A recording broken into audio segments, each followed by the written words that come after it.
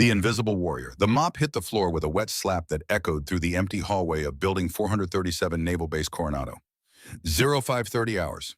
The sun hadn't touched the California coast yet, but Rebecca Morgan was already on her third quarter pushing dirty water across tiles that had seen 30 years of SEAL boots, track sand and blood, and the residue of missions that would never make the news.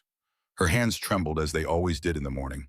The burn scars on her right forearm, pale white against tan skin, stretching from wrist to elbow, pulled tight as she gripped the mop handle. The doctor said the tremor was neurological. Damage from the trauma. It would never fully go away. They were wrong about that. The tremor stopped the moment her hand touched a weapon. Rebecca squeezed the mop handle tighter, forcing control through pressure, through purpose. Captain Victoria Hayes had taught her that in another life, on another continent, when Rebecca Morgan had been someone else entirely. When she'd been Lieutenant Alexandra Thorne. When she'd been alive. Bootsteps approached from the eastern quarter, heavy, confident, the particular rhythm of men who believed the world belonged to them because they'd earned it through blood and sand and the kind of training that broke most people before week one. Commander Garrett Steele appeared around the corner, his SEAL Team 7 following like a pack of wolves who'd already eaten but were still hunting for sport.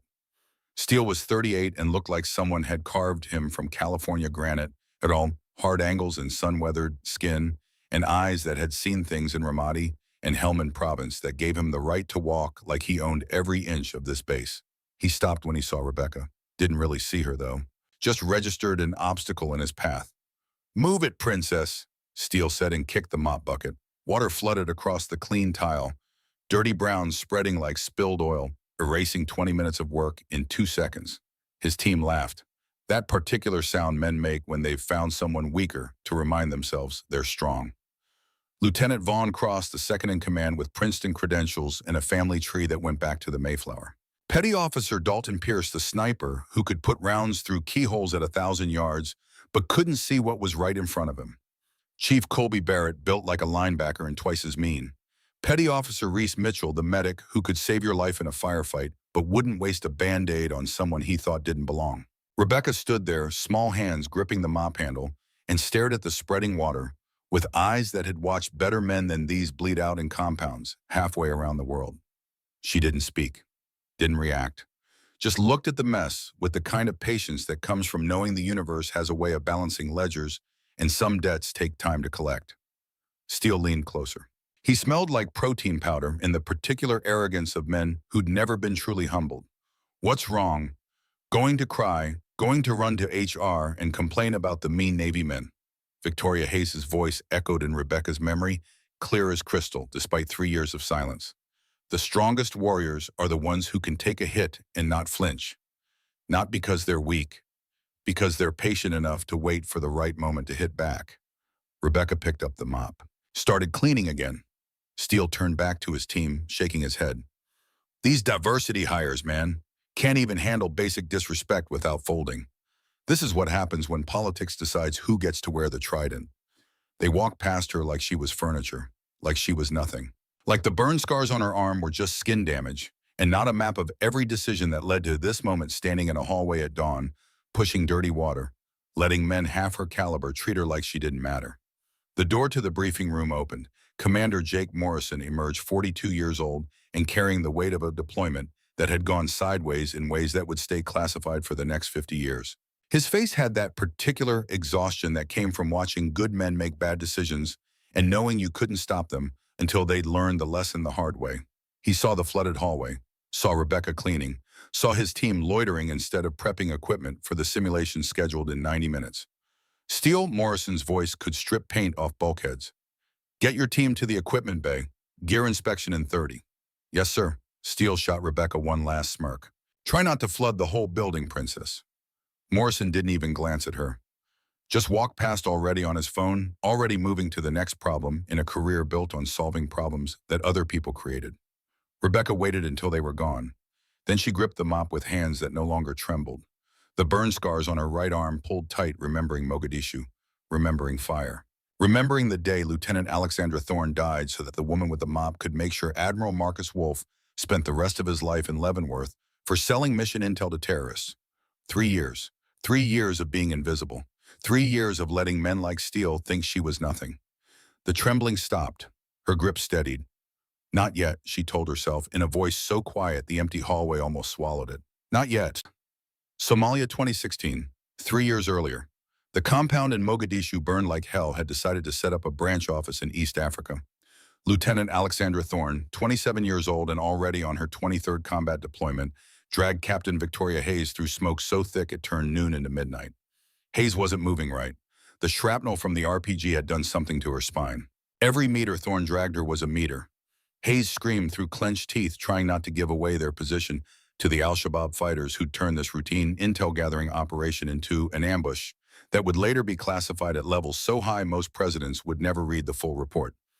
"Leave me," Hayes gasped, blood on her lips, too much blood. "Alex, that's an order." "Since when do I follow orders?" Thorne kept dragging. Her arms screamed. The Kevlar plate in her vest had stopped 3 rounds already, but felt like someone had driven a truck into her chest. The building around them groaned, structural supports failing fire, eating through load-bearing walls like a living thing that wanted them dead more than the enemy did. Hayes grabbed Thorne's wrist. 55 degrees outside, and Hayes's hand felt cold. You don't leave people behind, I know. But I'm already gone, Alex. Get the team out." Thorne looked at her mentor. The woman who'd trained her, pushed her, broken her down, and rebuilt her into something harder than she'd been before. Victoria Hayes, 45 years old, Silver Star recipient, the first woman to complete SEAL training before it was even officially open to women. A legend in a community that didn't believe in legends, only results. "I'm not leaving you," Thorne said. The building decided the argument for them. The explosion came from above, secondary detonations from munitions stored in what was supposed to be a safe house. The ceiling collapsed like the fist of an angry god. Hayes saw it coming first. She did what she'd always done since Thorne had met her 8 years ago. She protected her people. Hayes pushed, not hard but precisely. Training and instinct working in the 1 second they had. Thorne flew backward through a doorway she hadn't seen. Hayes stayed in the room. The ceiling came down. Thorne scrambled back, screaming Hayes's name, but the fire had found something chemical, and the heat was a wall she couldn't penetrate. She tried anyway. Went into the flames because that's what you did. You didn't leave people behind. You didn't let your mentor die while you stood there breathing. The fire didn't care about her commitment. It burned through her sleeve in seconds, found skin. The pain was something beyond description. Nerves screaming flesh, cooking her brain trying to process agony that evolution hadn't prepared humans to survive. She still tried to reach Hayes. Could see her in there, pinned under concrete, not moving, maybe already gone. "Alex," someone grabbed her from behind, pulled her out. Sergeant Collins, one of Hayes's old students, tears streaming down his face. "She's gone. We have to move." "No." Thorne fought him, but the burns on her arm were already shutting down muscle function. Her body was going into shock. Collins was bigger, and she was damaged, and the universe didn't care about her need to save someone who was already beyond saving. They dragged her to the exfil point, put her on the helicopter. The last thing she saw before they sedated her was the compound collapsing completely. Fire and smoke rising into the African sky like a funeral pyre for everyone who'd ever believed they were too tough to die. The medic on the helicopter worked fast. Too much damage, too much blood loss. Thorne's body started shutting down. Protection mechanism. Survival mode. Or maybe just giving up. She died somewhere over the Indian Ocean. 63 seconds of nothing. No light, no tunnel. No reunion with loved ones. Just absolute absence. The universe pressing delete on Alexandra Thorne. They brought her back. Electricity and chemicals, and a medic who refused to accept failure. She came back gasping, screaming, trying to reach for Hayes, even though Hayes was 500 miles behind them and had been dead for 90 minutes already. "Easy, Lieutenant." The medic held her down. "You're alive. You made it." But Thorne knew the truth. Alexandra Thorne died in Mogadishu. What came back was something else entirely. Naval Base Coronado, 2019. Present day. 2 hours after Steele kicked the mop bucket, Rebecca Morgan finished her shift and walked to the small apartment she rented 3 miles off base. 1 room, minimal furniture, walls covered in newspaper clippings about the court-martial of Admiral Marcus Wolfe, about the corruption scandal that had rocked the intelligence community, about the operators who died because someone sold their positions to the enemy. There was one photo pinned in the center of the wall, Captain Victoria Hayes, smiling, alive, taken 2 days before Mogadishu. Rebecca stood there for a long moment studying that smile. Hayes had known something was wrong with the mission, had said so in the briefing. But orders were orders, and intel was supposedly solid, and sometimes you went into hell because that was the job. Her phone buzzed. Text from a number that wasn't saved but didn't need to be. Heard about this morning. How long will you let them treat you like this? Rebecca texted back. As long as it takes. For what? She looked at Hayes' photo, at her own reflection in the dark window, at the burn scars that would never fully heal. For them to need what I know more than they need their pride. The training facility appeared on no official base map. It was listed in the records as Auxiliary Equipment Storage Building 12, which technically wasn't a lie. It did store equipment, just not the kind that showed up in inventory reports. Rebecca arrived at 0200 hours, 3 hours before she'd start her janitorial shift. The door was locked, but her key, issued by someone with enough clearance to make base security look the other way, opened it smoothly. Master Chief William Kincaid waited inside. 64 years old and built like someone had forgotten to tell him that retirement meant you could stop doing 200 push-ups every morning.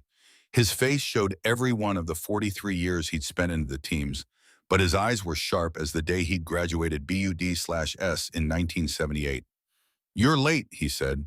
Had to wait for Steele's team to finish gear prep. Couldn't risk being seen. Kincaid stepped aside. She entered a space that looked like every gym on base: weights, pull-up bars, training, mats. But in the back behind a false wall that took Kincaid 30 seconds to unlock was something else entirely. A kill house. Compact but fully functional. The kind of training facility that SEAL Team 6 used to practice hostage rescue in buildings that shifted configurations every run. How long are you going to let them treat you like that? Kincaid asked again, this time face to face. Rebecca stripped off her sweatshirt, revealing a black compression shirt. The burn scars on her arm looked worse in the harsh fluorescent light. Skin grafts and physical therapy had restored function, but couldn't erase the map of that day in Mogadishu. As long as it takes. Takes for what? For them to need what I know more than they need their pride. She moved to the equipment locker, pulled out an M4A1 carbine. Not the training version with simunition rounds, live weapon. Started a functions check on with muscle memory, so ingrained it looked like meditation. Kincaid watched her hands move. Release magazine. Clear chamber. Check barrel. Test trigger pull. Reload. Ready. Captain Hayes would be proud, he said quietly. Rebecca's hand stopped. Just for a second. Then she slammed the charging handle forward with more force than necessary. Don't. She died so you could testify. So Admiral Wolf would face justice. So corruption wouldn't kill more operators. She died because I wasn't fast enough. She died doing her job, and she'd be pissed as hell if she saw you punishing yourself 3 years later by mopping floors. Rebecca turned to face him. The M4 felt right in her hands. Solid. Real. More real than anything else in her life right now. I'm not punishing myself, I'm waiting. For what? For them to be ready to listen. She moved to the kill house entrance. Time me. Kincaid checked his watch.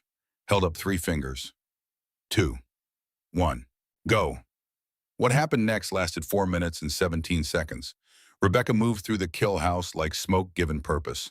Every target engaged with double-tap precision, center mass confirmed next target. Every corner sliced with textbook perfection that came from running similar courses in 5 different countries under live fire conditions. Every movement economical, efficient, calculated. The burn scars didn't slow her. The tremor in her hands vanished the moment she gripped the weapon. Muscle memory from 23 deployments took over, and Rebecca Morgan disappeared completely. What moved through that kill house was Lieutenant Alexandra Thorne, the Reaper of Ramadi, SEAL Team 6. 42 confirmed kills across 7 theaters of operation. 3 years dead, but very much alive when it mattered. When she emerged, she wasn't even breathing hard. Kincaid stared at his stopwatch. 4:17. You're 43 seconds faster than you were 6 months ago. Anger focuses you. Anger gets you killed. Rebecca ejected the magazine, cleared the chamber with motions so smooth they looked rehearsed. Not if you control it. Kincaid studied her. This woman he'd trained 15 years ago, who'd exceeded every expectation, who'd become one of the most lethal operators in JASOC history before she was 30. Who'd died and come back and chosen to spend 3 years mopping floors and taking abuse from men who weren't fit to carry her gear. When he asked, soon. How do you know? Rebecca smiled. It wasn't a pleasant expression. Because they're going to fail, and when they fail badly enough, they'll have no choice but to listen. The Simulation Building 437's Tactical Operations Center was designed to replicate combat conditions without the pesky problem of actual death. Virtual reality combined with live actors in a warehouse-sized kill house created scenarios that felt real enough to spike adrenaline, realistic enough to train muscle memory, complex enough to expose every flaw in team dynamics. Commander Morrison stood in the observation deck watching his screen as SEAL Team 7 prepared to run Operation Sandstorm.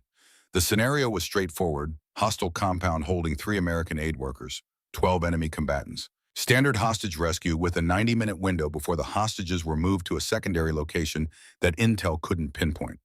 Straightforward meant it was designed to fail. The best training scenarios always were. Steele's voice came through the comms, crisp and confident. Team 7 ready for insertion. Morrison keyed his mic. You are cleared hot. Mission clock starts on breach. The screen showed 6 operators stacked on the north entrance of the compound. Standard formation. Professional spacing. Everything by the book. They breached on Steele's mark. And it all went to hell in the first 30 seconds. The door was booby-trapped, not with explosives that would kill them, but with a pressure sensor that triggered lights and sirens throughout the compound. Training scenario or not, surprise was gone. The enemy knew exactly where they were. Steele pushed through anyway, aggressive, committed. The kind of leadership that looked good on paper but got people killed in reality. They cleared the first room. 2 hostiles down, then the second room, 3 more hostiles. Moving fast, maintaining momentum, doing everything their training said to do. Except the compound's layout wasn't what the intel packet had shown. The third room led to a corridor that dead-ended instead of connecting to the hostage holding area. They'd stacked on the wrong wall. The precious seconds wasted as they reoriented. The role players acting as enemy combatants weren't wasting those seconds.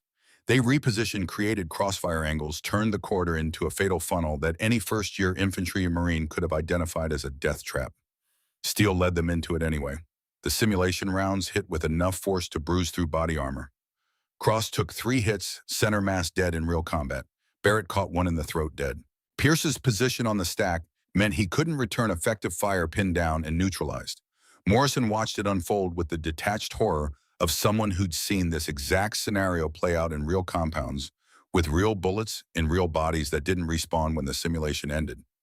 Steele, to his credit, recognized the trap, called for tactical withdrawal, but the doctrine was clear: once you've located hostages, you don't withdraw unless mission abort criteria are met.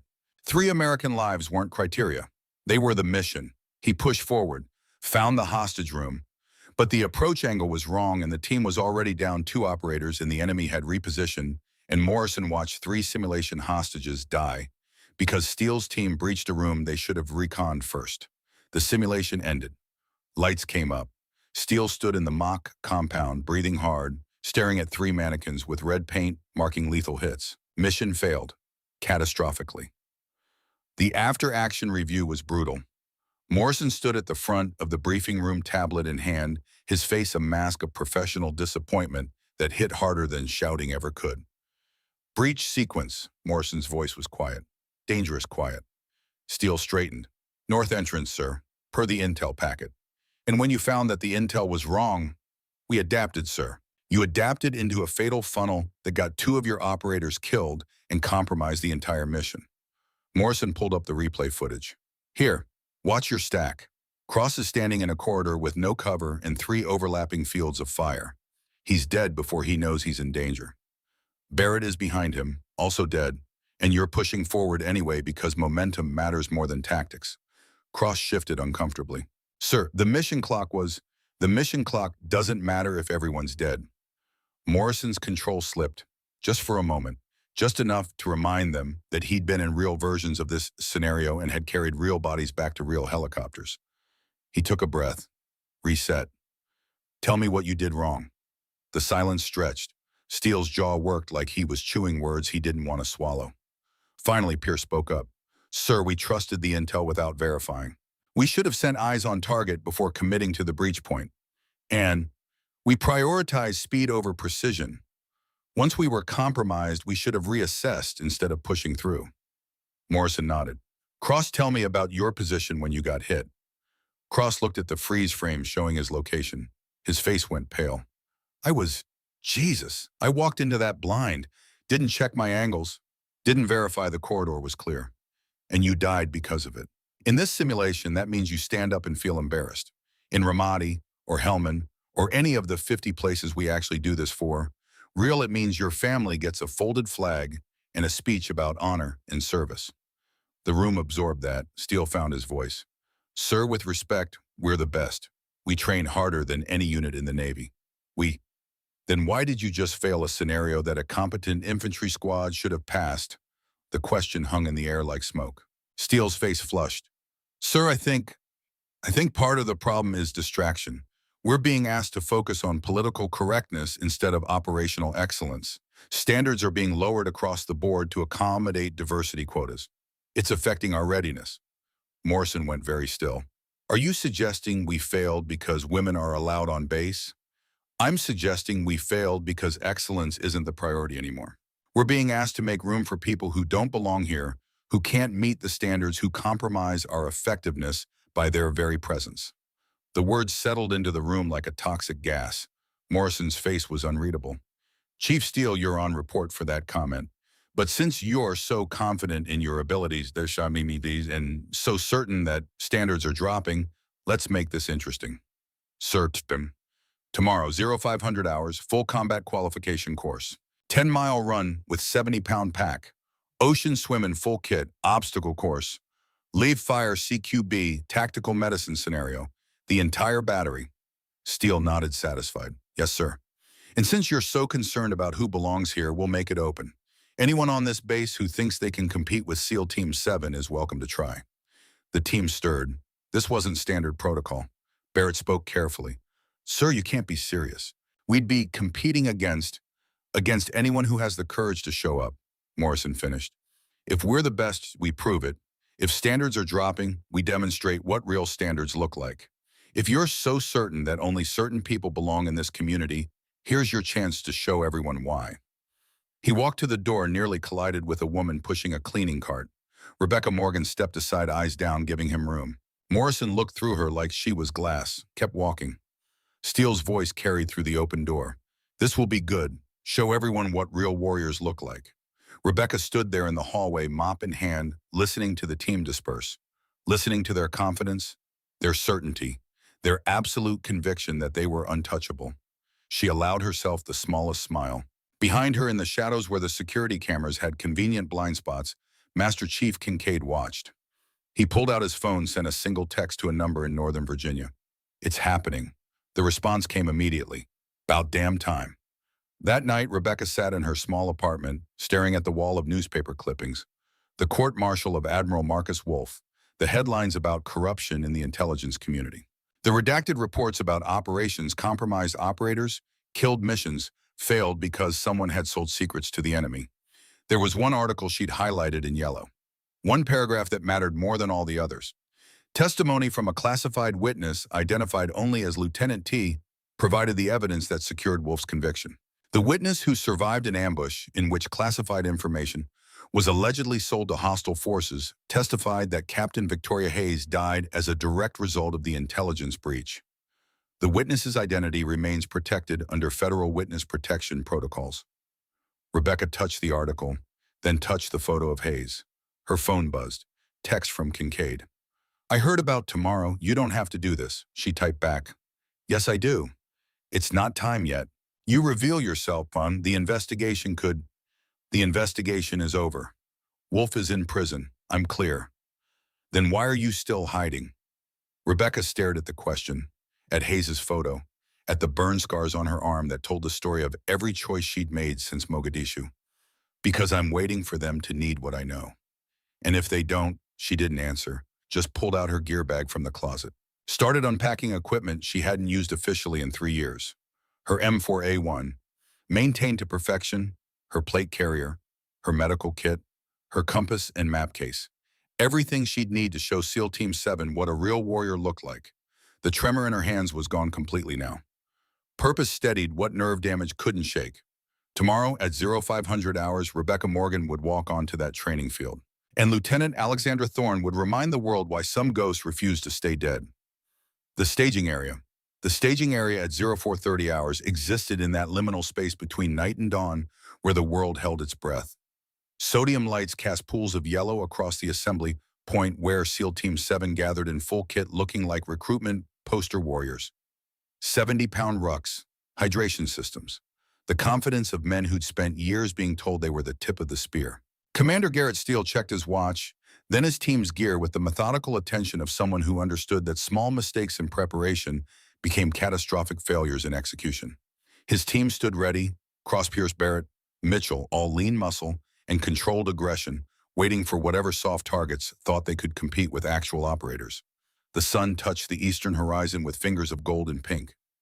That's when she appeared. Rebecca Morgan walked into the staging area wearing civilian running gear, compression shorts, athletic top running shoes that had seen serious miles. Her dark hair pulled back tight, the burn scars on her right forearm visible, catching the early light like accusations written in damaged flesh. The laughter started immediately. Barrett saw her first elbowed Pierce. No fucking way. Pierce turned his sniper's eyes, taking in every detail, processing the impossibility of what he was seeing. Is that the cleaning lady?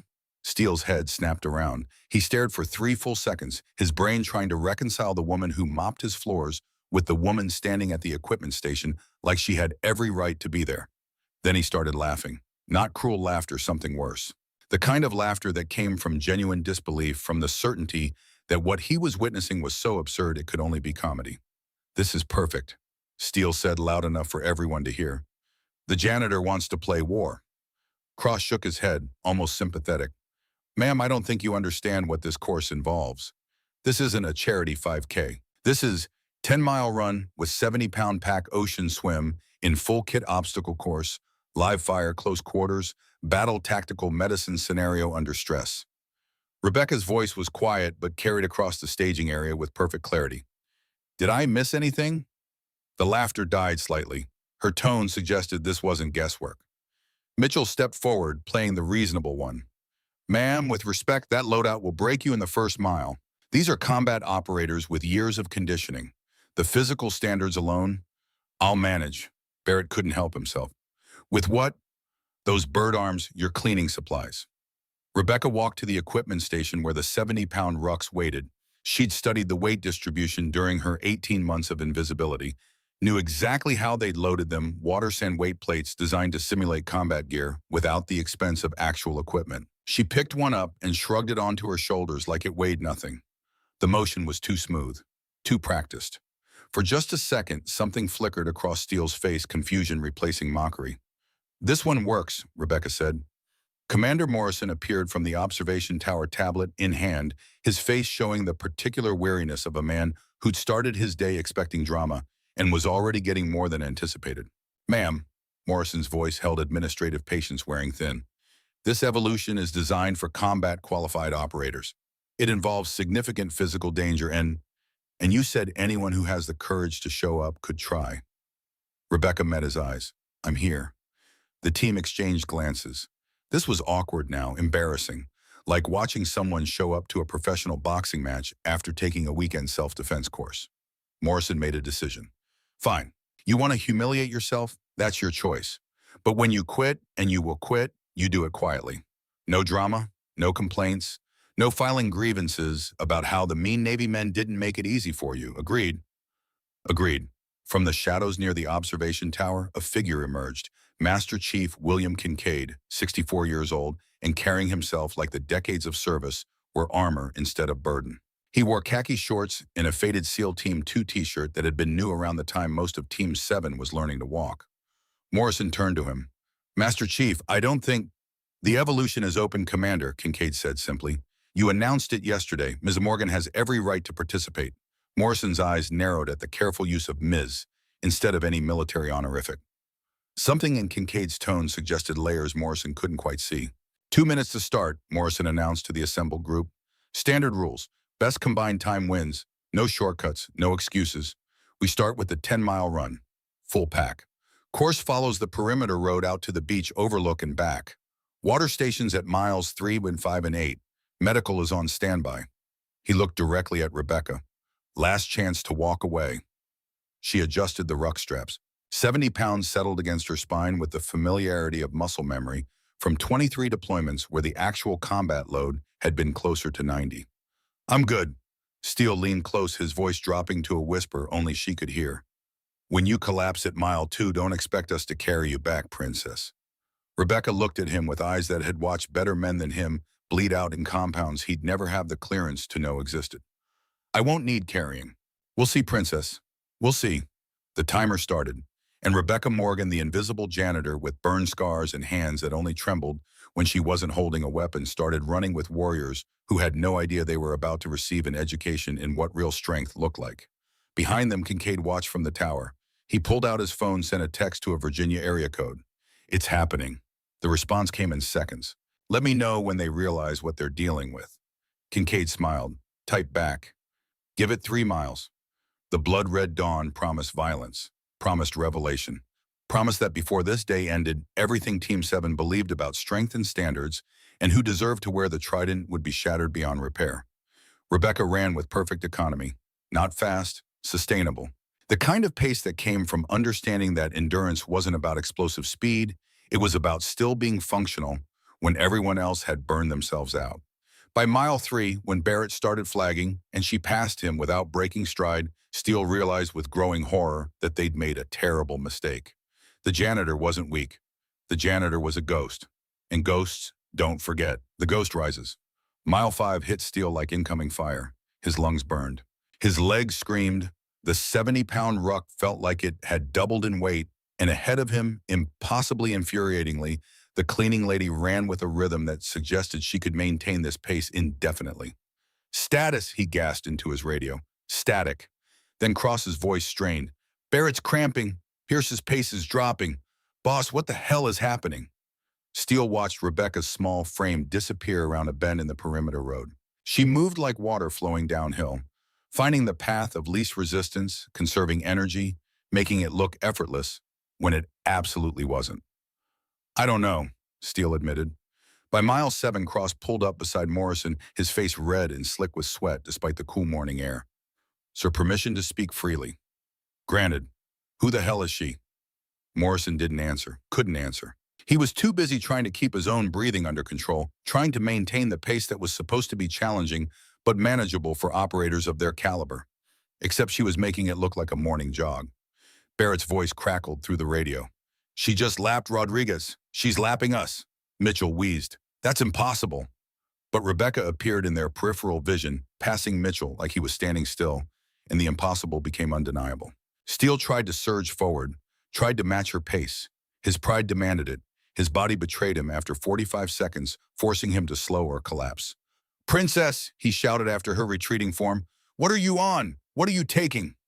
Rebecca didn't look back, didn't acknowledge him, just kept running with economy that spoke of thousands of miles logged under worse conditions than this. Miles through Afghan mountains with Taliban fighters tracking her movements. Miles through Iraqi deserts where the temperature hit 120 and the sand tried to strip flesh from bone. Miles through terrain that made Naval Base Coronado's groomed perimeter road look like a goddamn spa day. Mile 10 finished with Rebecca crossing the line 7 minutes and 40 seconds ahead of Pierce, Team 7's best runner. She dropped her ruck, rolled her shoulders once, sat down and waited. When Team 7 staggered across Pierce first, then Morrison, then the rest, in various states of cardiovascular distress, they found her checking her heart rate like she'd just finished a warm-up run. Barrett collapsed to his knees, gasping. His hands shook as he fumbled with his hydration tube. Nobody runs like that without chemical enhancement. Master Chief Kincaid's voice boomed across the staging area. Phase 2 begins in 5 minutes. Ocean swim, full kit, hydrate, and prepare. Morrison approached Rebecca, trying to keep the confusion off his face and failing completely. Where did you learn to run like that? I've had practice. That's not an answer. She met his eyes. The burn scars on her arm caught the sunlight. It's the only one you're getting right now. Ma'am, I don't know what game you're playing, but...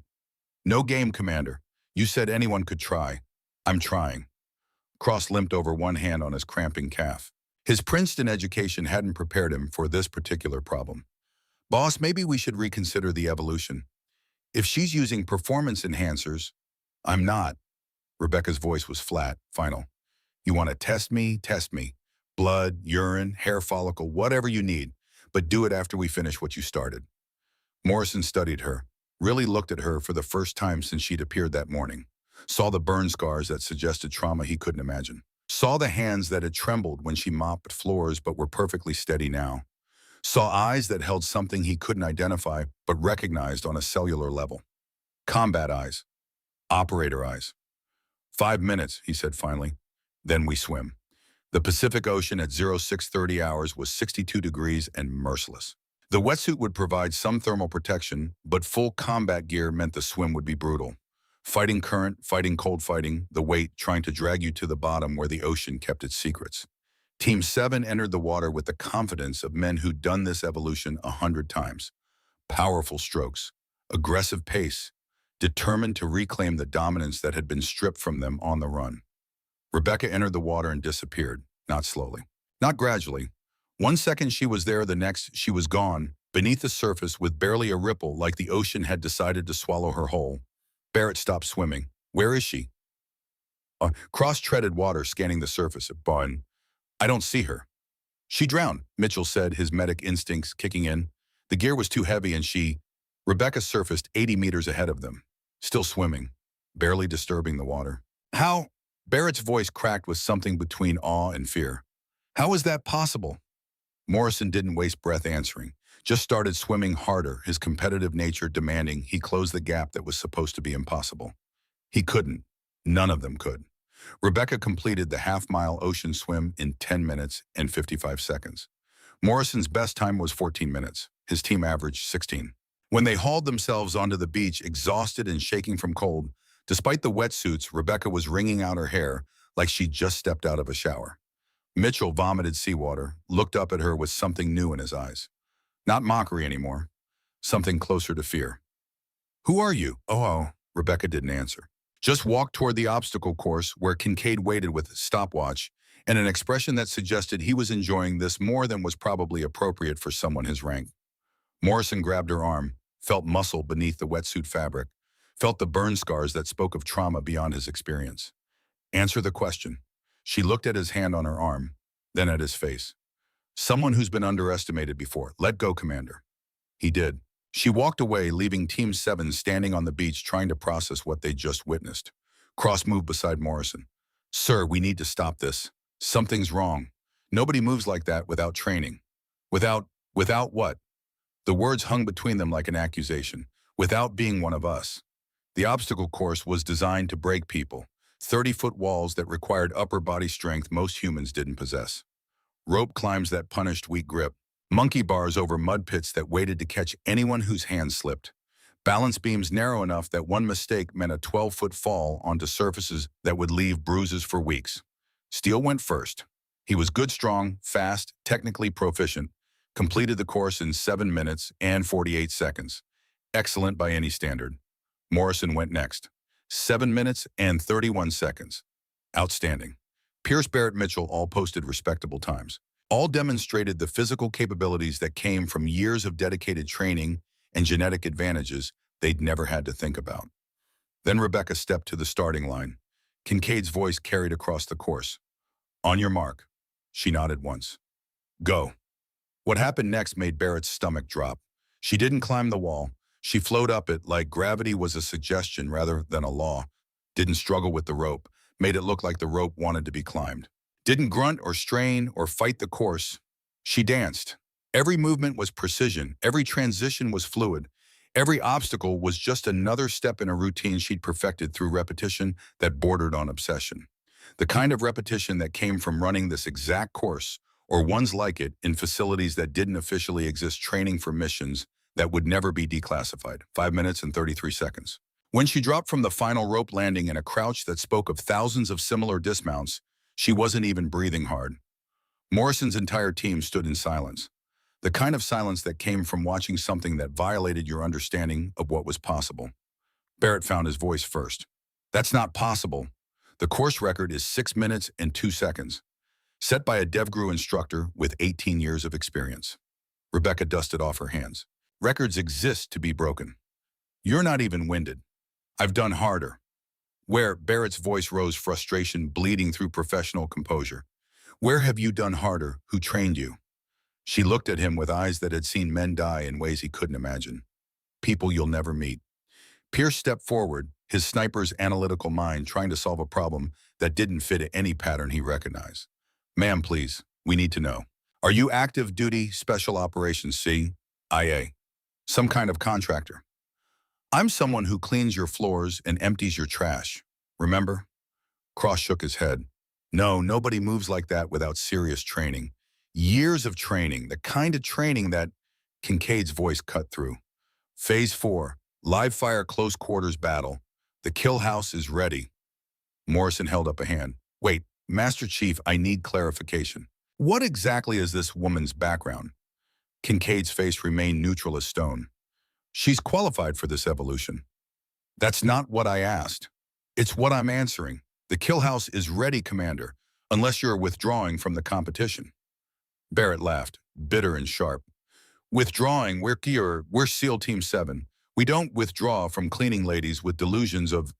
Then prove it, Rebecca interrupted. The edge in her voice could have cut steel. The course is ready. Show me what real operators look like. The challenge hung in the air like cordite smoke. The kill house was 12 rooms of concrete and shadows. Hostage scenarios, shoot, don't shoot situations. Split-second decisions where mistakes meant simulated deaths that translated to real deaths when the training became operational. Morrison's team entered in pairs, standard stack formation, professional clearing techniques. They were good, really good. The years of training showed in every movement. Pierce and Cross cleared 6 rooms in 4 minutes with 0 civilian casualties. Barrett and Mitchell followed with similar performance, their movements synchronized from hundreds of repetitions. Then Rebecca said, I'll run it solo. Morrison turned. Wait, CQB is done in pairs minimum. You need... I'm aware of standard protocol. Time me. She disappeared into the kill house before he could respond. What happened next lasted 3 minutes and 38 seconds. The team watched on monitors as Rebecca moved through rooms like smoke given lethal purpose. Every corner sliced with textbook precision that came from doctrine written in blood. Every target engaged with double-tap accuracy center mass confirm reassess. Every movement economical to the point of being surgical. No wasted motion, no hesitation, no mistakes. When she emerged, Morrison's hands were shaking. Run it again, Barrett demanded, his voice cracked slightly. She got lucky. Run it again. Rebecca looked at Kincaid. Reset the course. Kincaid spoke into his radio, 30 seconds later. Course is reset, different configuration. Go 3 minutes and 51 seconds. Perfect execution. Again, Steele said. They ran it 4 more times. 4 different configurations. Fastest time 3 minutes and 22 seconds. Slowest 4 minutes and 6 seconds. All perfect, all flawless, all impossible for someone who supposedly pushed a mop for a living. Mitchell sat down hard on a bench, his medic's mind trying to process what his eyes had witnessed. I've been doing CQB for 9 years. I can't move like that. Cross's voice was hollow. Nobody can move like that. Not without what? Rebecca asked. Say it. Not without combat experience, Cross finished. His Princeton degree hadn't prepared him for this conversation. Real combat, multiple deployments, years of operations under conditions that most people don't survive. Rebecca's expression didn't change. Interesting theory. Barrett approached her, his earlier mockery replaced by something desperate. Stop playing games. Tell us who you are. Tell us where you learned to move like that. Why does it matter? Because we're supposed to be the best. His voice broke slightly. We're supposed to be. He couldn't finish. The vulnerability in that unfinished statement surprised everyone, including Barrett himself. Rebecca's expression softened. Just slightly. Just enough to remind them she was human beneath whatever she'd become. You are good, she said quietly. You've earned your tridents. You've served honorably. But being good doesn't mean being the only ones capable of this work. That's easy for you to say after humiliating us. I'm not trying to humiliate you. I'm trying to teach you. Morrison stepped forward. Teach us what? That your assumptions are killing you. That the enemy doesn't care about your pride or your prejudices. That excellence comes in forms you haven't been trained to recognize. She started walking toward the medical training area. One evolution left, trauma scenario. Let's finish this. The team followed in stunned silence. Kincaid watched them go, pulled out his phone, dialed a number in Northern Virginia. Admiral Frost, it's time. The voice on the other end was crisp male carrying the weight of someone who'd spent 30 years making decisions that affected national security. Send the files. Confirmed, files are en route. How's Morrison handling it? He's not, but he will be. That's the point of this. And Steele, Kincaid smiled, about to have his worldview shattered. should be educational. The trauma scenario was designed to break people psychologically. A burn victim trapped in a simulated vehicle fire. Realistic wounds created by Hollywood-level makeup artists. Realistic screaming from speakers calibrated to trigger maximum stress response. Realistic smell of burning flesh pumped through the training area via chemical compounds that made even experienced operators gag. Team 7 approached it professionally. Barrett and Mitchell extracted the training dummy while Cross and Pierce began treatment. Standard protocol. Competent execution. The kind of performance that would save lives in real operations. But when the instructors added complications, simulated enemy fire communications failure, additional casualties, equipment, malfunctions, the team started making mistakes. Small ones. Hesitation, confusion, the kind of mistakes that got people killed when the training became real. Rebecca's turn came.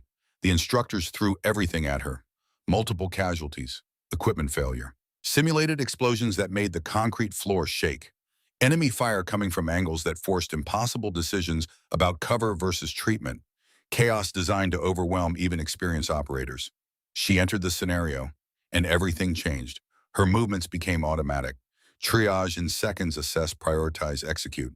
Treatment while under fire, her body positioned to shield the casualties from the simulated incoming rounds.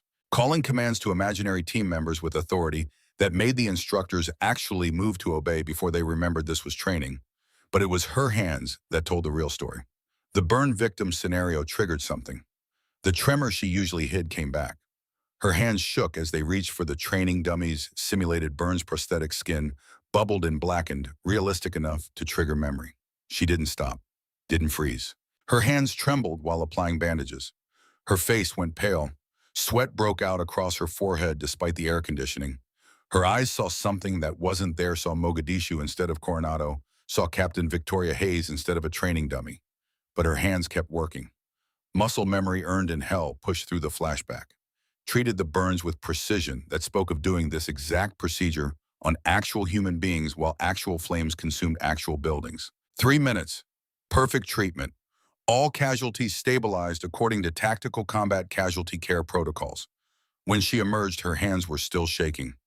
Sweat dripped from her face. Her breathing was ragged. "Ma'am," Cross said quietly, professional concern replacing earlier hostility. "Are you—" "I'm fine." "You're not fine. You just had—" "I said I'm fine." The edge in her voice made everyone step back. Morrison moved closer, saw the burn scars on her arm, saw the trembling hands, saw the trauma written in every line of her body. "You've treated burns before," he said. Not a question. Real burns on real people. Rebecca didn't answer. "Where?" Still nothing, just her jaw clenching, her hands trying to steady her whole body, fighting against memory that refused to stay buried. When Morrison pressed, her voice came out rough, damaged. "Mogadishu, 2016, 3 casualties, 1 KYA, 1 WACH-IA critical, 1 that I—" Her voice broke. "Just slightly, just enough. 1 that I couldn't save no matter how hard I tried." The team went silent, the kind of silence that came from recognizing something familiar. Survivor's guilt, combat trauma, the particular hell of doing everything right and watching someone die anyway. Barrett's voice was barely a whisper. "You were deployed." "Yes." "What unit?"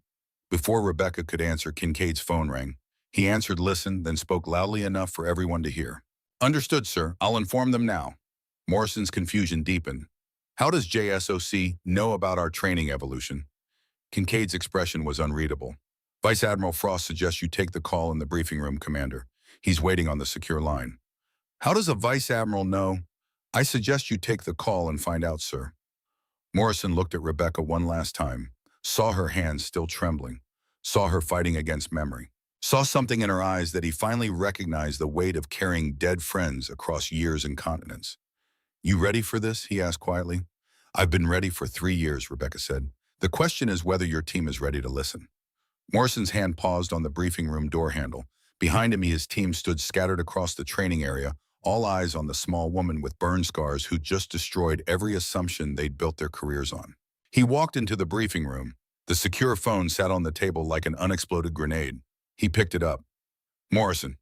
"Commander, this is Vice Admiral Nathaniel Frost, JSOC Operations."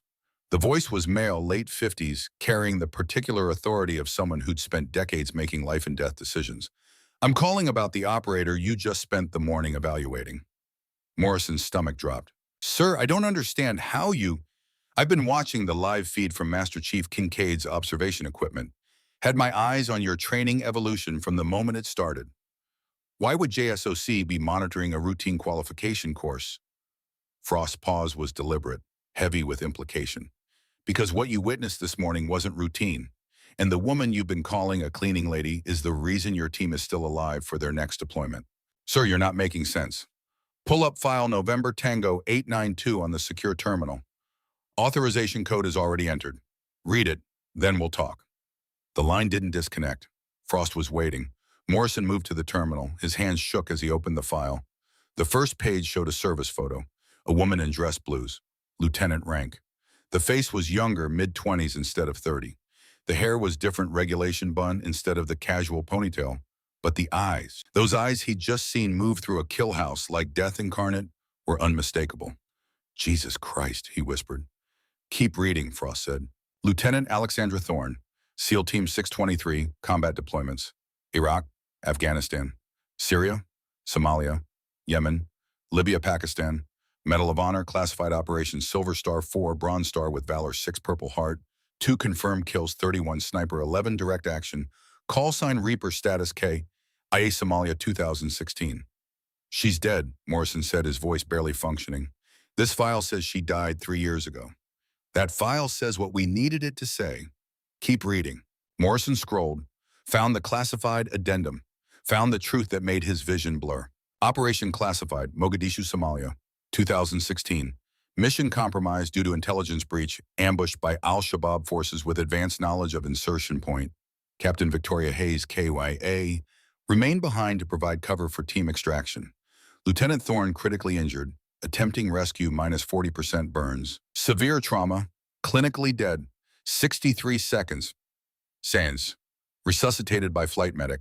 Subsequent investigation identified Admiral Marcus Wolf as source of intelligence leak. Lieutenant Thorne provided classified testimony, securing conviction. Placed in federal witness protection. Official status, maintain KOMA for security. Current assignment, observation and training assessment. Naval Base Coronado duration, 18 months. She's been alive this whole time. Morrison's words came out strangled. She's been on your base for 18 months, Frost corrected. Cleaning your floors, listening to your team disparage standards and question whether women belong in special operations. Watching you fail training evolutions that she could run in her sleep. Waiting. Waiting for what? For you to need her badly enough to listen. For your pride to crack enough to let truth in. For the right moment to teach the lessons that Captain Hayes died trying to pass on. Morrison felt something crack inside his chest. Why would you do this to her? Why make her... We didn't make her do anything. She volunteered. Said she wanted to train the next generation. Said the operators coming up needed to learn what real excellence looked like before they deployed and got people killed because of ego and assumptions. Morrison stared at the file, at the service photo of a woman who looked like she could carry the world, at the list of deployments that read like a tour of every hellhole where America fought shadows, at the commendations that told stories his clearance probably wasn't high enough to fully understand. My team won't accept her, he said quietly. Then your team will fail their next real mission. And Americans will die, and you'll spend the rest of your career knowing you let pride kill people. Frost's voice went hard. Your choice, Commander. Also, you might want to read the last page of that file. Morrison scrolled to the final page. His blood went cold. Operation Sandstorm, updated intelligence. 3 American hostages confirmed Dr. Jennifer Walsh, aid worker Michael Torres, engineer Dr. Meredith Steele, medical contractor Dr. Meredith Steele, ex-wife of Chief Warrant Officer Garrett Steele. SEAL Team 7, family connection classified for operational security until mission authorization timeline, hostages to be moved in 48 hours. Recommendation, Lieutenant Thorne, tactical lead, due to prior experience with similar operations. Morrison's hand gripped the edge of the desk. Steele's ex-wife, deployed to Iraq 6 months ago, aid organization work. Steele didn't know she was there. We kept it classified to prevent emotional compromise during training. He needs to know now. Sir, if Steele is emotionally compromised, then Lieutenant Thorne will keep him functional. That's what she does. That's what she's always done. Frost paused. 48 hours, Commander. You deploy or those hostages die, including one of your operators' family. Choose wisely. The line disconnected. Morrison sat in silence. The file still open. 23 deployments. The Reaper of Ramadi. SEAL Team 6. Medal of Honor. And Steele's ex-wife in a compound in Iraq waiting to die or be rescued. He walked out of the briefing room. His team was still there, standing around Rebecca like she was a puzzle they couldn't solve. She'd composed herself slightly, the tremor in her hands reduced to barely noticeable, the 1,000-yard stare pushed back behind professional mask. Barrett saw Morrison's face. "Boss, what did JSOC want?" Morrison looked at Rebecca, really looked at her, saw the warrior beneath the maintenance uniform, saw the scars that told stories his imagination couldn't touch. "Tell them," he said to her. "Tell them who you really are." Rebecca's expression didn't change. "Does it matter?" "It matters to me, it matters to all of us. And it especially matters to Steele." Steele's head snapped up. "Sir." Morrison's voice was steady, professional. "Chief, there's something you need to know about Operation Sandstorm, about the hostages." Rebecca watched Steele's face, saw the confusion, then the dawning fear. "One of the 3 hostages is your ex-wife, Dr. Meredith Steele. Medical contractor. She's been in Iraq for 6 months." The color drained from Steele's face. She's one of the hostages. JSOC kept it classified for operational security. You needed to know before we briefed the mission." Steele sat down hard. "I didn't even know she was deployed. We haven't spoken in months, not since the divorce." Rebecca pulled something from her pocket. A challenge coin, not the standard issue kind, the kind that told stories. SEAL Team 6, Operation Neptune Spear. "I wasn't on the Bin Laden raid," she said quietly, addressing the whole team. "But Captain Hayes was. She gave me this coin when I made DevGru, told me it represented a promise that every generation of operators had to be better than the last, had to push further, had to prove that excellence wasn't about who you were, but what you were willing to sacrifice." Barrett's voice cracked. "DEVGRU, you're Team 6. Former Team 6, I'm officially dead. Have been for 3 years." Cross sat down hard. "The Somalia mission, the file that's still classified. That was you. That was my team." Rebecca's voice steadied, found its center in memory. "Captain Victoria Hayes, Lieutenant Marcus Drake, Chief Petty Officer James Sullivan, Petty Officer First Class Samantha Wells, Petty Officer Second Class Devin Wright. We went in to extract CIA assets from Mogadishu, got ambushed because someone sold our position. Victoria stayed behind to provide covering fire. I went back for her. Her hands started trembling again. The building collapsed. Fire everywhere. I found her, but she was already..." Rebecca's voice broke. "I got burns trying to get her out. Died on the medevac bird. They brought me back. 63 seconds. U.S. Pierce whispered, "The Reaper of Ramadi. That was you." Rebecca's head snapped up. "Who told you that?" "Nobody had to. Urban Combat 2014, 12 confirmed kills in a single operation. The insurgents started calling the operator Al-Hassad the Reaper. It's a legend in the community." Rebecca didn't confirm, didn't deny, just looked at Steele, who sat with his head in his hands. "Chief Steele," she said quietly. He looked up. His eyes were wet. "Your ex-wife is coming home alive. That's not a hope. That's not a prayer. That's a promise I'm making to you right now. Because I know what it's like to lose someone in a compound halfway around the world, and I will not let that happen to you." Steele's voice was barely audible. "How can you promise that?" "Because I've done this before. 14 hostage rescues, 13 successful. The one that failed haunts me every day. Meredith will not be number 2. Kincaid spoke from the doorway. "Lieutenant Thorne's call sign is Reaper for a reason. In Ramadi, she cleared 4 buildings solo to reach a wounded Marine, killed 12 insurgents, carried that Marine 3 blocks under fire. He lived. She earned the name." Mitchell found his voice. "Ma'am, I need to ask. The trauma scenario, the way you reacted to the burns, that was real, wasn't it?" "That was Mogadishu. PTSD doesn't care about your rank or your service record. It just is. You work through it. You do your job anyway. That's what operators do." Barrett stood slowly, walked to Rebecca, dropped to one knee in front of her. "Ma'am, I called you princess. I mocked you. I kicked your equipment and laughed when you cleaned it up. For 18 months. Yes. Why didn't you break my jaw? Because breaking your jaw wouldn't make you better. Teaching you might.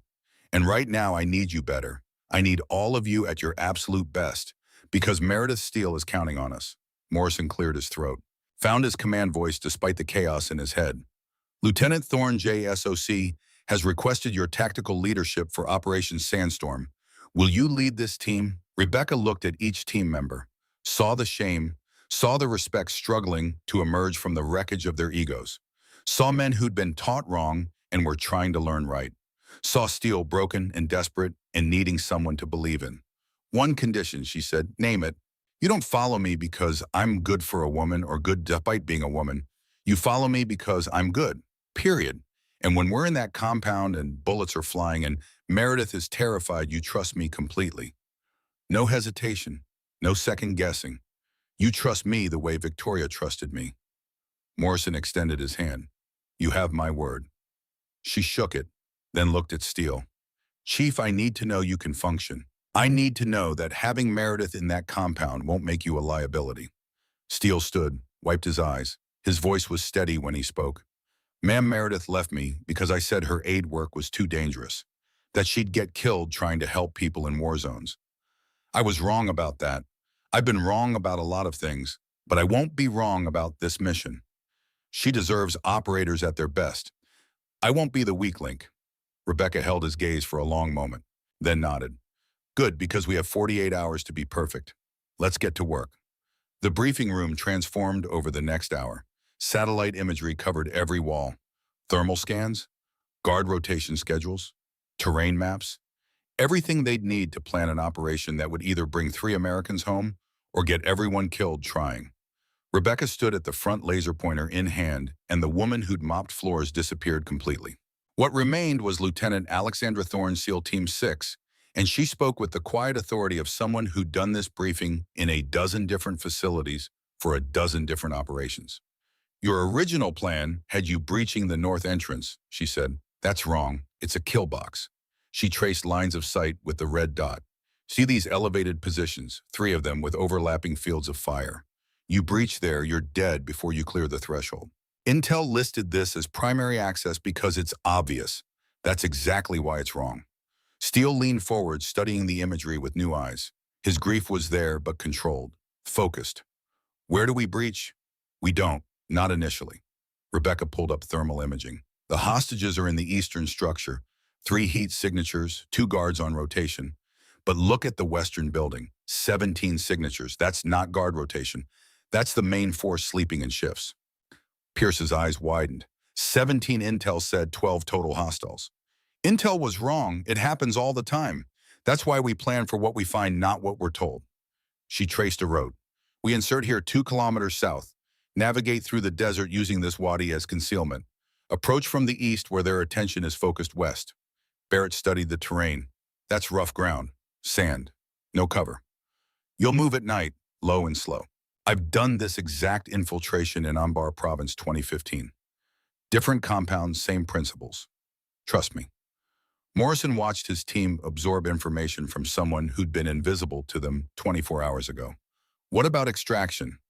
Original plan had helicopter pickup at the primary LZ. That gets everyone killed. Helicopter noise announces our presence. We extract on foot to this secondary point 3 kilometers northeast. Harder to predict, harder to ambush. Mitchell spoke up. Timeline. 4-hour window between guard rotations.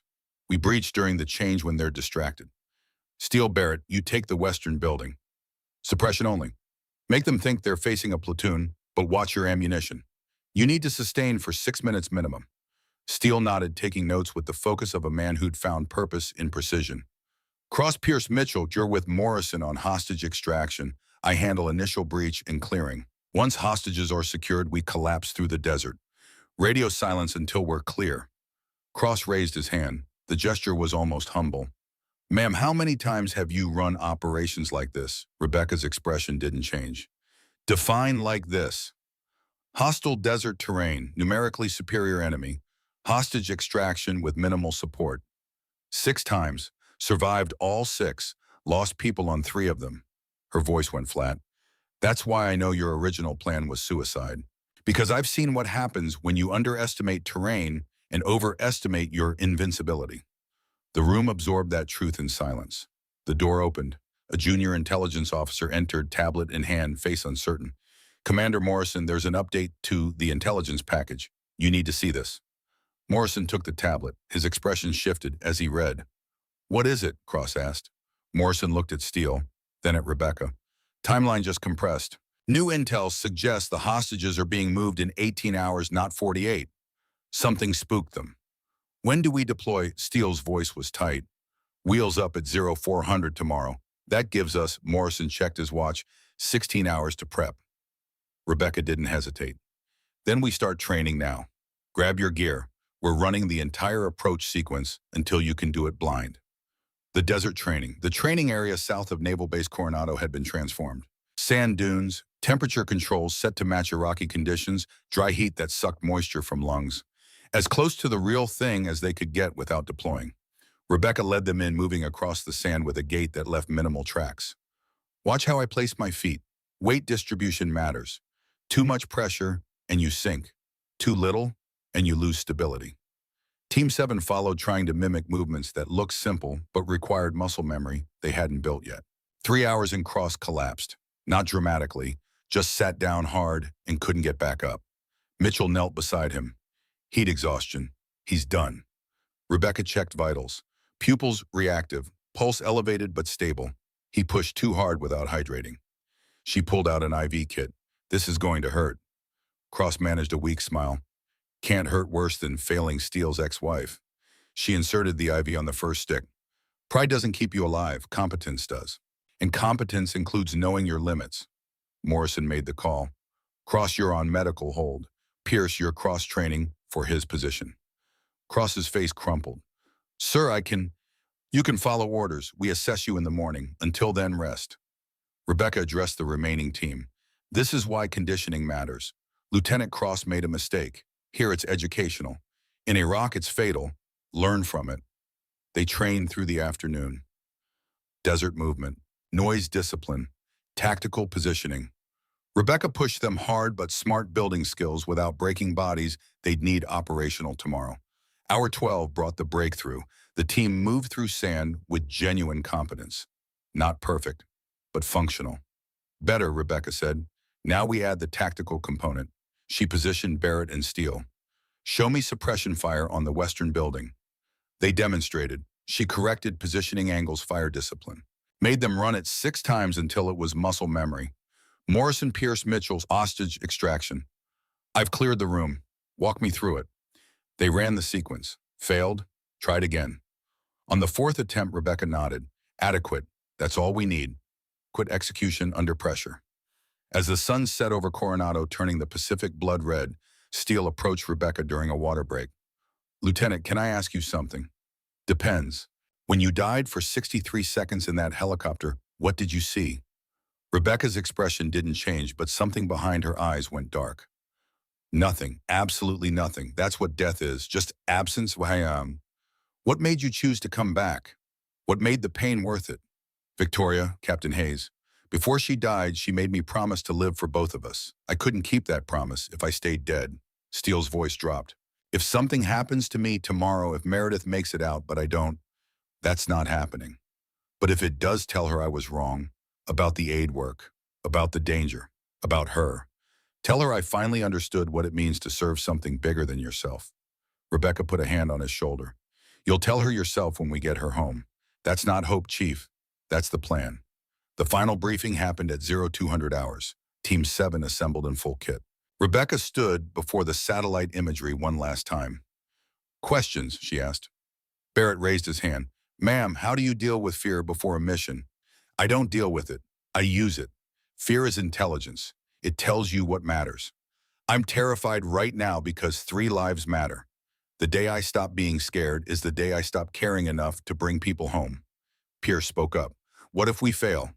"We won't, because failure isn't an option when you've survived 23 missions by never accepting it as possible. We bring Meredith and the others home, all of us. That's the standard." Morrison stood. "Mount up. We've got a plane to catch." As the team filed out, Kincaid pulled Rebecca aside. "You don't have to do this. You've served enough." "I have to, because if I don't, everything Victoria died for means nothing. I'm 64, Alex. I won't be around forever. What happens when I'm gone? Then I train the next generation to train the one after. That's the legacy. That's why I survived." She walked toward the transport, leaving Kincaid watching, remembering the young lieutenant he'd trained 15 years ago, who'd become something more than human, something necessary. The C-17 climbed into darkness at 0500, carrying 6 operators and the weight of promises made to the living and the dead. Rebecca sat near the rear, eyes closed, running through the mission checklist one final time. Steele sat across from her. Finally spoke. Thank you. For what? For not giving up on us, for teaching us, for caring enough about excellence to spend 18 months invisible. Thank you for being willing to learn. Most people never do. One more thing. Yeah, if I freeze in that compound, if seeing Meredith makes me hesitate, you won't.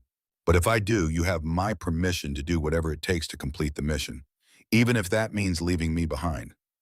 Rebecca's eyes opened, hard as diamonds. I don't leave people behind, ever. That's not negotiable.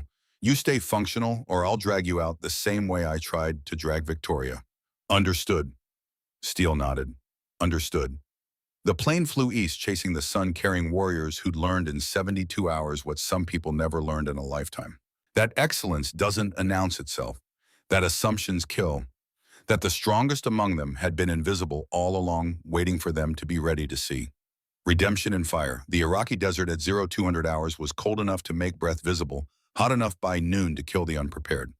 Rebecca stood at the aircraft door 30,000 feet above hostile territory, her team stacked behind her, and felt the familiar pre-combat clarity settle over her consciousness like armor. Everything irrelevant disappeared. There was only the mission, the team, the promise. 2 minutes, the jump master called. Morrison's voice came through comms. Phantom, you have tactical command on the ground. Copy that. Rebecca's hands were perfectly steady now. No tremor, just purpose. Steele's voice was tight. If I see Meredith and freeze, you won't, Rebecca cut him off. You'll do your job because that's what she needs. Not a husband, an operator. Give her that. 1 minute, the ramp opened. Night air rushed in, carrying the scent of sand and distance and everything that waited below. Rebecca stepped into the void. Free fall lasted 90 seconds of perfect silence. At 1,500 feet, she pulled. The chute deployed clean. Around her, 5 other canopies blossomed against the stars. They landed 2 kilometers south of the compound in a depression that satellite imagery had shown, but that felt different in reality, deeper. The sand, softer, the shadows darker. Rebecca hit the ground, rolled, collapsed her chute in 18 seconds. Comms check, she whispered. 5 confirmations came back. We move in 2 minutes, silence, unless critical. Morrison, my 6, Barrett, Steele, rear guard until we split. The desert swallowed them. Rebecca moved exactly as she'd taught them, testing weight, minimizing tracks, becoming part of the landscape. Behind her, Morrison matched her path. The others maintained spacing that would have seemed impossible 4 days ago. 20 minutes and Rebecca's fist went up. Everyone froze. Guard patrol. 2 hostiles, flashlights, sweeping.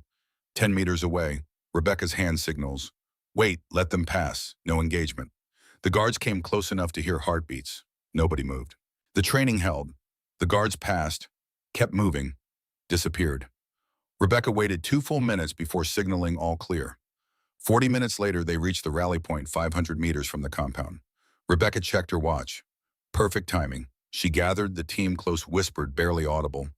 Barrett, Steele, you have 8 minutes to position. When you hear my first shot, light them up. Sustained fire. 4 minutes minimum. Make it sound like a platoon. Steele nodded, his game face on. Whatever fear he carried was locked down tight. Morrison, Pierce, Mitchell, we breach on my signal. I go first. Follow my exact path. Plan for 4 guards, not 2. Hostages will be terrified. Move fast to establish we're rescue, not threat. Morrison gripped her shoulder. We trust you. Don't trust me. Trust your training. Barrett and Steele melted into darkness. The rest waited. Rebecca's watch hit 5 minutes. She moved forward, Morrison matching her pace. The compound materialized through the dark, ramshackle buildings, generator lights, armed guards who had no idea death was 200 meters away and closing. 2 minutes. Guard rotation beginning. 2 men heading toward the western building. 2 coming from it. Rebecca raised her weapon, sighted the nearest guard, whispered into comms. Execute in 3, 2, 1. Her shot was surgical. The guard dropped silent. Morrison took the second guard simultaneously. 2 down before alarm could be raised. Then Barrett and Steele opened fire on the western building, and hell came to a rock. The suppression fire sounded like war. Tracers carved the night. Hostiles inside returned fire blindly at muzzle flashes they couldn't pinpoint. Rebecca was already moving. She hit the hostage building door with a controlled kick. Flowed inside, weapon up, training taking over completely. Two guards turning toward outside gunfire. Neither saw her. Double tap first guard, center mass. Confirm, second guard turning, double tap. Both down in under 2 seconds. The hostages, 2 women, 1 man, all zip-tied to chairs, started screaming. U.S. Navy, Rebecca's voice cut through panic like a blade. We're here to extract you. Stop screaming. Are any of you injured? The man was hyperventilating. 40 soft hands, terrified eyes. They said tomorrow they'd kill us. Not today, Morrison cut the restraints. Morrison worked his knife through zip ties with practiced speed. Can you walk? One woman nodded. The other, brown hair, late 30s, kind eyes, even in terror, stared at the door like she expected more enemies. That had to be Meredith. The male hostage tried to stand. His legs buckled from days of immobilization. Mitchell, you've got him. Morrison takes the non-responsive female. I've got Dr. Steele. Rebecca moved to Meredith, gripped her arm firmly. I'm Lieutenant Thorne. Your ex-husband is on this operation. He's providing cover fire. We're getting you out. Stay on my hip. When I say run, you run. When I say stop, you freeze. Understand? Meredith's voice was steady despite obvious fear. Garrett's here, is he? He's fine. He'll stay fine if you follow my orders exactly. Can you do that? Yes. Good, let's move. Outside, the firefight was intensifying. Barrett and Steele were executing perfectly sustained fire-shifting positions, creating the illusion of overwhelming force. Rebecca led the extraction team toward the desert. 50 meters from the compound, gunfire erupted from their left flank. Ambush, rounds chewed sand inches from Rebecca's head. Meredith screamed and froze. Down! Rebecca shoved Meredith flat, returned fire at muzzle flashes. Morrison suppression, right? Mitchell, get your hostage into cover. The team responded like they'd been operating together for years. Overlapping fire, controlled aggression. But there were too many hostiles, at least 10 in the ambush element. Barrett's voice crackled. Phantom, we're pinned. They've got us bracketed. Rebecca's mind calculated options at light speed. 200 meters from rally point. Surrounded. Outnumbered 3-1. She made the choice. Morrison, you have tactical command for extraction. Get the hostages to rally point Bravo. Don't stop. Morrison's voice was sharp. What are you doing? Buying time. Move. Morgan, that's suicide. That's an order. Get Meredith out or I'll haunt you forever. She was already breaking from cover, drawing fire to herself and away from the hostages. Her M4 spoke in controlled bursts, forcing enemies into cover, creating the window Morrison needed. Go now. She heard them move, heard Meredith crying, heard Morrison curse but obey because he'd learned to trust her judgment even when it terrified him. Then she was alone with 10 hostiles trying to kill her. Rebecca moved like the ghost that earned her call sign. Fire and maneuver. 3 rounds here. Shift. 2 rounds there. Shift again. Never static long enough to be fixed. Her burn scars screamed. Mogadishu overlaid Iraq in her vision. Fire. Victoria's face, the promise made in blood 3 years ago. Not today, she whispered to the ghost. Not today. She dropped 2 hostiles. Shifted. A round grazed her shoulder. Pain blood irrelevant. Another clipped her leg. She ignored it, kept fighting. The hostile fire was getting closer. They were adapting, predicting movements. Maybe 2 minutes before they overwhelmed her. Then Morrison's voice. Phantom hostages at Rally Point Bravo. We're coming back. Negative extract with respect, you're not in command anymore. I am. And I don't leave operators behind. His voice carried absolute conviction. Barrett, Steele collapse on Phantom. Everyone else secure hostages. We get our ghost and we all go home. Rebecca felt something crack in her chest. Not fear, not relief, trust. Complete trust from people who'd learned the lesson. My position is northeast of compound. At least 6 hostiles active. I'm hit but mobile. We see your muzzle flashes. Hang on. The next 90 seconds, Rebecca fought with everything Victoria Hayes had ever taught her. Every technique, every lesson written in blood across 7 theaters. Then Barrett and Steele appeared on her flanks like avenging angels. Their suppression fire was devastating. Coordinated. Professional. The hostiles caught between 3 operators instead of 1. Go, Steele shouted. We've got you. They bounded back through desert darkness, covering each other in textbook maneuver. Hostile fire fell behind, stopped as the enemy realized they were chasing shadows into terrain they didn't control. At Rally Point Bravo, Morrison had hostages secured. When Rebecca appeared bloodied and limping, he grabbed her and checked wounds. Shoulder graze, leg wounds superficial. You'll live. I know, we need to move. Already on it, extraction bird inbound 3 minutes. They moved as one unit. 6 operators, 3 hostages, covering 2 kilometers of hostile desert with an enemy somewhere behind them. The helicopter appeared exactly on time. They loaded hostages first, then the team. Rebecca was last in covering their 6 until the skids lifted. Only at 500 feet accelerating away did she let herself breathe. Barrett sat across from her, face covered in dirt and something like wonder.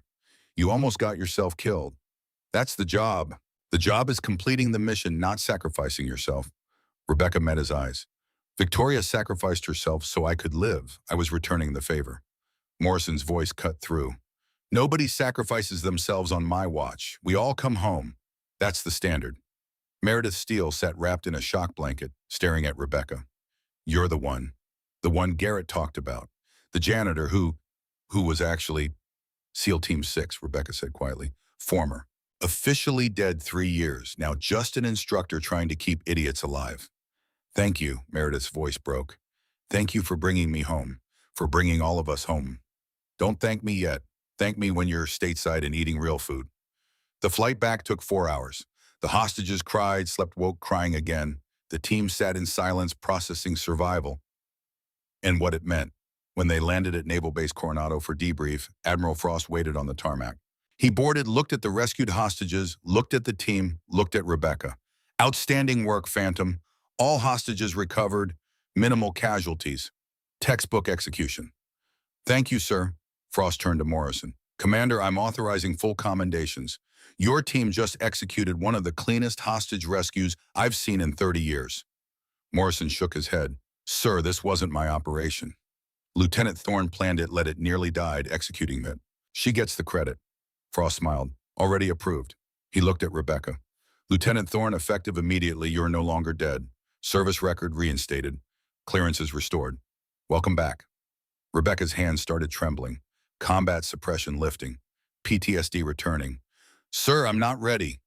You're ready. Hayes would say you're ready. SEAL Team 7 requested you as permanent tactical instructor. Morrison made it official an hour ago. Barrett stood. All of us requested her, sir. She's the best we've ever seen. Pierce nodded. She earned her place. Mitchell added, she earned our respect.